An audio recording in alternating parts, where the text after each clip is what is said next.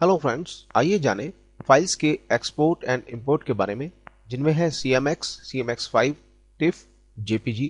इसके अलावा फाइल को सेव कैसे करते हैं, उनके अलग अलग तरीकों के बारे में हम जानकारी लेंगे। ये हमारे पास एक डिजाइन है। कभी कभी हमें जरूरत पड़ती है कि इस डिजाइन में से पिक्चर को हमें यूज करना होता है। मान लीजिए हमारे पास ये डिजाइन है और ये पिक्चर हमारे पास नहीं है, सिर्फ कोरल ड्रा के अंदर है, तो हम ये पिक्चर्स को कैसे यूज कर सकते हैं। कभी कभी ये लोगो हमें बिल्कुल चाहिए होता है किसी और फाइल के लिए, किसी और डिजाइन में ये लोगो का इस्तेमाल करना है। कभी कभी हम चाहते हैं कि सिर्फ ये जो लिखा हुआ स्टाइल है वही हमारे को यूजफुल हो जाता है कि हम इसका इस्तेमाल कर लें।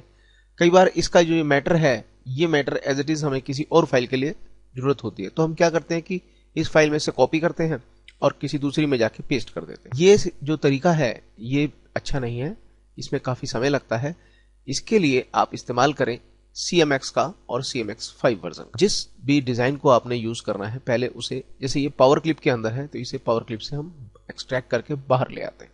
जिस भी चीज को हमें चाहिए उसे सेलेक्ट कर लीजिएगा। जैसे कि ये लोगो हमें चाहिए, हम इसे यहाँ कहीं पर भी रख सकते हैं, रहे फाइल के अंदर ही, पेज के ऊपर ही, पेज के बाहर ना रहे, पेज के ऊपर रहे। फाइल में जाके आप एक्सपोर्ट कर दीजिएगा या Ctrl E कमांड से भी आप इसे कर सकते हैं।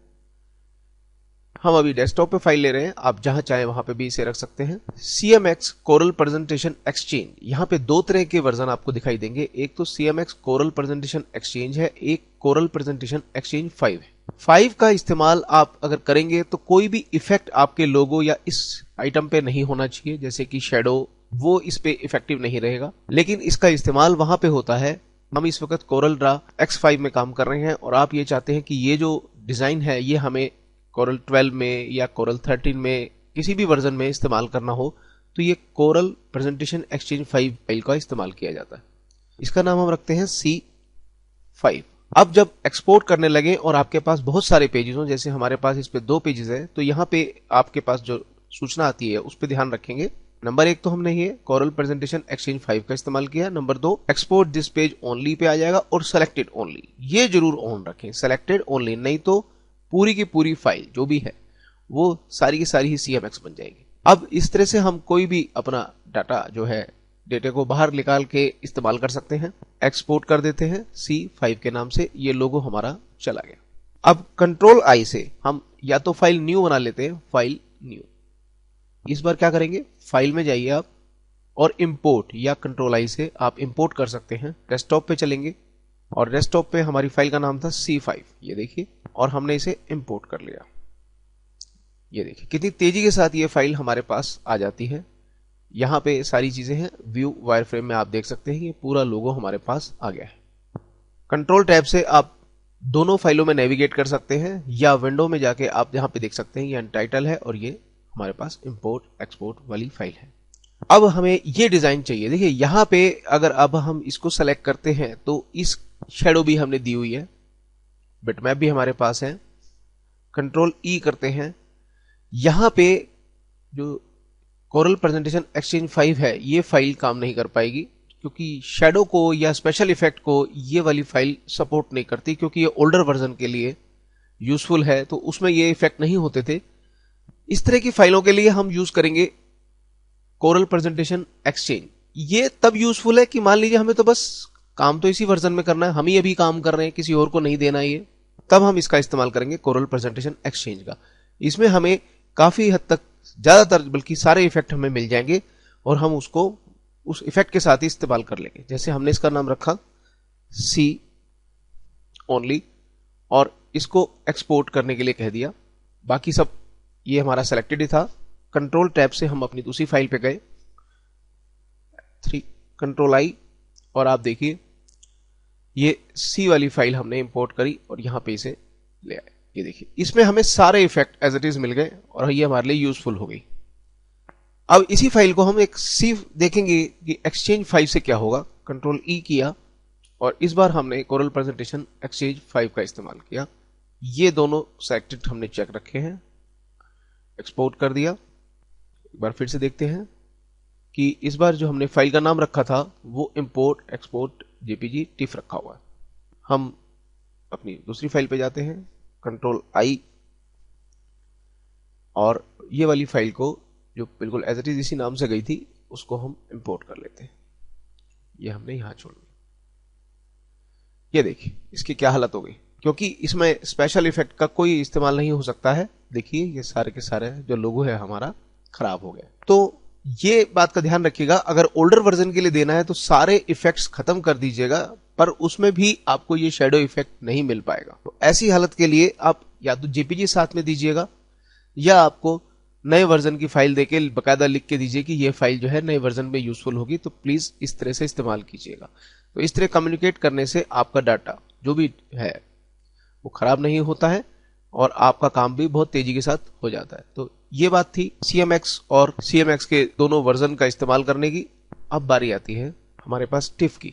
अब देखिए ये पिक्चर हमारे पास है, जैसे कि हमने कहा कि ये पिक्चर हमारे को सिर्फ कोरल ड्रा में पड़ी हुई है और हमारे पास बाहर नहीं है, तो हम यही पिक्चर का इस्तेमाल फोटोशॉप के लिए कर सकते हैं और इस पिक्चर को यहां से बाहर निकाल के फोटोशॉप के लिए इस्तेमाल कर सकते हैं। तो हम क्या करेंगे, इस पिक्चर को सिलेक्ट करेंगे, ध्यान रखेंगे कि ये पावर क्लिप में ना हो, बाहर ही हो और पेज के ऊपर पड़ी हुई। अब ये पिक्चर सेलेक्ट है, कंट्रोल E किया, टिफ है और इसका नाम हम रख देते हैं T1। एक्सपोर्ट कर देते हैं, लेकिन ध्यान रखेंगे पहले कि सेलेक्टेड ओनली ऑन रहे हमारा। इसके अलावा यहां पे हमारे पास होता है कंप्रेशन टाइप, आप अनकंप्रेस्ड ही रहने दीजिएगा अभी, क्योंकि जो कंप्रेस है वो फोटोशॉप में कर सकते हैं हम। एक्सपोर्ट कर दीजिए। यहां पे देखिए पूरी हमें सूचना मिल रही है कि विड्थ इतनी है, हाइट इतनी है, ये एज इट इज यहीं पे, या यहां पे चेक रखिएगा कि 100% जरूर ऑन हो। मेंटेन एस्पेक्ट रेशियो ये जरूर ऑन रखिएगा। इसके अलावा एंटी एलियास जरूर ऑन रखिएगा, लेकिन ये ट्रांसपेरेंट बैकग्राउंड मत रखिएगा, इसको ऑफ कर दीजिएगा, क्योंकि अगर आपने ये ऑन कर दिया तो एक चैनल इसके साथ चला जाएगा और वो आपको तंग करेगा, तो इसको जरूर ऑफ कर दीजिएगा। अब हम क्या करेंगे, यहां पे कलर मोड है CMY के, ये मोड आप वही सेट करिएगा जो इस फाइल का है। देखिए सेलेक्ट होकर ये फाइल की सूचना यहाँ पे ये CMY के ही है, पर ये 300 DPI के। हम यहाँ पे 300 ही इसे सेट कर देते हैं, क्योंकि लोअर वर्जन हो जाएगा अगर हम इसको DPI रिड्यूस कर देंगे। जब हमने यहाँ 300 किया तो आप देखेंगे यहाँ पे साइज भी बदल गया। तो इसको 300 रखेंगे, लेकिन इसका साइज ये सिलेक्टेड ही है, यहां से ले लेंगे अप्रोक्सीमेट 361, यही हम साइज यहां इस्तेमाल करते हैं टैब। तो आप देखेंगे ये साइज हमें मिल गया है। अब हम इसको ओके कर देते हैं। तो ये फाइल हमारी चली गई। कंट्रोल टैब से हम दूसरी फाइल में या फोटोशॉप में इसको देख सकते हैं। तो पहले हम इसको किसी और में जाके देख लेते हैं कि देखिए ये फाइल हमें मिल गई, टिफ T1 ये फाइल हमारी, इसका साइज है 12.8 MB। इंपोर्ट कर लिया। अब आप ये फाइल भी आप कहीं भी इस्तेमाल कर सकते हैं, जबकि कॉपी पेस्ट से बड़ी टाइम भी लगता है और फाइल भी ठीक नहीं रहती। ये देखिए एज इट इज ये फाइल हमारे पास आ गई। हमें कोई फाइल, मान लीजिए यही फाइल हमें इंटरनेट के थ्रू कहीं और भेजनी है, तब टिफ फाइल तो बहुत बड़ी है, तो उस कंडीशन में हम इसकी फाइल को JPG बना लेंगे। यानी कि सेलेक्ट करिए, कंट्रोल E करिए और इसको JPG में एक्सपोर्ट कर लीजिए, JPEG। यहां पे देखेंगे कि JPG के आपको दो वर्जन दिखाई दे रहे हैं, एक JP2 है और एक JPG। तो हम JPG का इस्तेमाल करेंगे, JP2 का कभी इस्तेमाल मत कीजिएगा, JPG का इस्तेमाल कीजिएगा। ये सबसे ज्यादा कॉमन यूजफुल होती है और इसका नाम हम रखते हैं J1, क्योंकि ये फाइल हमें अपने किसी दूसरे मित्र को देनी है जो यहां नहीं कहीं बाहर है और उसे इस फाइल को प्रिंटिंग पर्पस के लिए इस्तेमाल करना है। तो इस फाइल को हम JPG तो बनाएंगे, लेकिन किसी भी तरह से रिड्यूस करके नहीं बनाएंगे। एक्सपोर्ट किया। JPG का जो डायलॉग बॉक्स है वो टिफ से थोड़ा डिफरेंट होता है। हम चाहें तो ये टिफ फाइल बनाई थी जो हमने, उसको हम फोटोशॉप से भी JPG बना के भेज सकते हैं, बल्कि वो काम ज्यादा जल्दी होता है, इसमें थोड़ा समय लग जाता है। लेकिन फिर भी JPG आपने सीखनी है तो हम बता देते हैं इसमें JPG कैसे बनाई जाती है। देखिए ये फाइल हमारे सामने आ गई। यहां पे ये हाई लिखा है, हम इसको बिल्कुल हाईएस्ट कर देंगे 100%। यानी हम बिल्कुल रिड्यूसिंग नहीं चाहते, क्योंकि जरा सा भी यहां पे आप 100 से नीचे करेंगे तो ये इसकी क्वालिटी को थोड़ा सा डाउन कर देता है, इसी वजह से ये फाइलें छोटी होती हैं। अब यहां 300 DPI है, जाहिर है हमें प्रिंटिंग के लिए 300 DPI चाहिए, तो हम वही इस्तेमाल करेंगे CMY के। यहां पे फाइल CMY के जाएगी, CMY के ले लीजिएगा। अगर ये फाइल हमारे पास RGB मोड में पड़ी होती तो हम इसे RGB ही मोड में भेजेंगे, क्योंकि कोरल ड्रा से जब हम मोड बदलते हैं तो कई बार कलर में बहुत डिफरेंसेस आ जाते हैं। इसलिए एज इट इज ही आप फाइल भेजें। अगर RGB है तो यहाँ RGB सेलेक्ट करेंगे, पर क्योंकि ये CMYK ही है तो अभी हम CMYK इस्तेमाल करेंगे और बाद में फोटोशॉप में जाके इस फाइल को हम RGB करके अपने मित्र को भेज देंगे इंटरनेट के थ्रू और देखेंगे फाइल कितनी छोटी बनती है। तो हमने इसे ओके कर दिया। तो हमने अब दो फाइलें बनाई हैं, एक टिफ और एक JPG। आइए अब इनको हम फोटोशॉप में देखते हैं और वहां पे कैसे मैनेज करते हैं इसको देखते हैं। तो अल्ट टैब से आप दूसरी एप्लीकेशन पे जा सकते हैं। फोटोशॉप में आप फाइल में ओपन कर सकते हैं और जहां पे आपने फाइल सेव की हुई है वहां पे जाके आप उसको फाइल को ओपन करेंगे। जैसे डेस्कटॉप पे हमने रखी थी तो डेस्कटॉप पे ये J1 जो हमने JPG फाइल बनाई थी उसको हम ओपन करेंगे। फाइल का साइज इस वक्त 10 MB है, ये देखिए 10.2 MB। अब देखिए हम इस फाइल को बनाएंगे, छोटा साइज हो जाएगा और वो फाइल भी यूजफुल रहेगी। तो सबसे पहले इमेज में जाके हम मोड बदलते हैं और मोड कर देते हैं RGB। इसके बाद फाइल में जाएंगे और सेव एज करेंगे।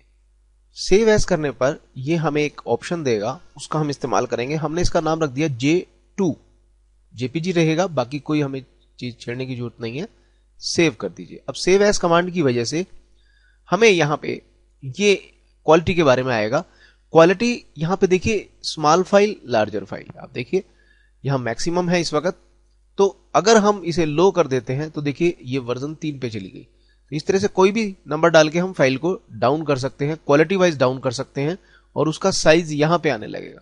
आज अगर हम 3 नंबर पे सेट करके इसको लो पे भेजते हैं तो ये 452 KB की फाइल बनेगी। अगर हम इसको 8 पे हाई करके भेजते हैं तो ये देखिए इसका साइज 935 KB रह जाएगा। लेकिन हम इसको एज इट इज भेज रहे हैं 12 यानी फुल मैक्सिमम पे भेज रहे हैं, कोई भी इसमें लॉस नहीं कर रहे इमेज का।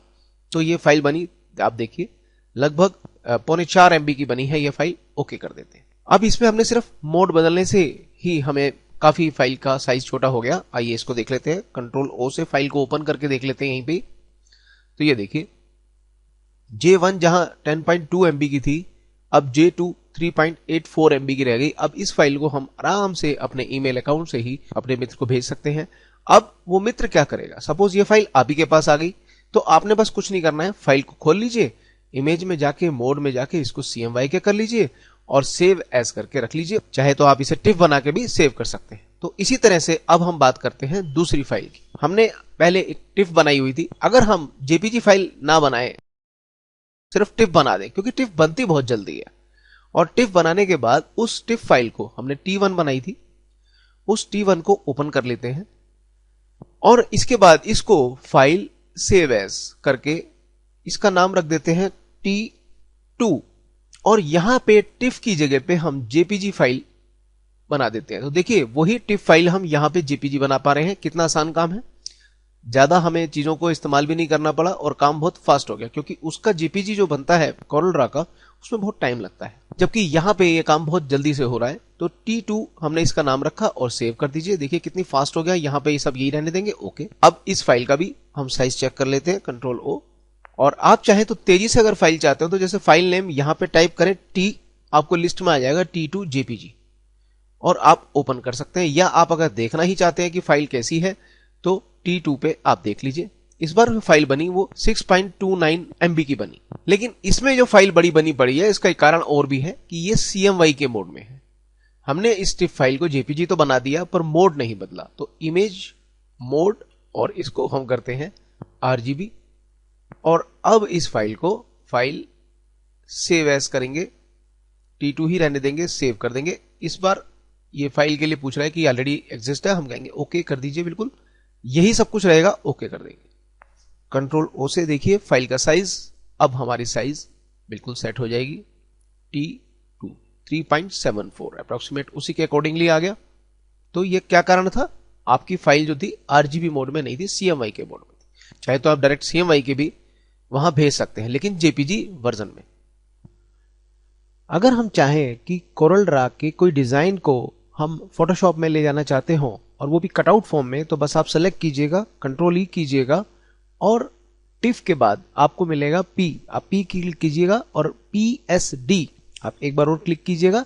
ये हम P पे आ गए और ये PSD एडोब फोटोशॉप की फाइल हम सेलेक्ट करेंगे और यहाँ पे एक्सपोर्ट दिस पेज ऑन रहेगा और सेलेक्टेड ओनली ऑन रहेगा। RLE कंप्रेशन भी ऑन रख सकते हैं, नहीं चाहे तो आप अनकंप्रेस भी कर सकते हैं, कोई फर्क नहीं पड़ेगा, एक्सपोर्ट कर दीजिएगा। यहां पे आपको ट्रांसपेरेंट बैकग्राउंड को ऑन जरूर रखना है, एंटी एलियास रहेगा, जो हमें CMY के मोड रखना है वो भी रहेगा। अभी हम इसका वर्जन सिर्फ बताने के लिए हम जो रेजोल्यूशन है वो 150 रख लेते हैं और ओके कर देते हैं। अब ये फाइल हमारी बन गई है।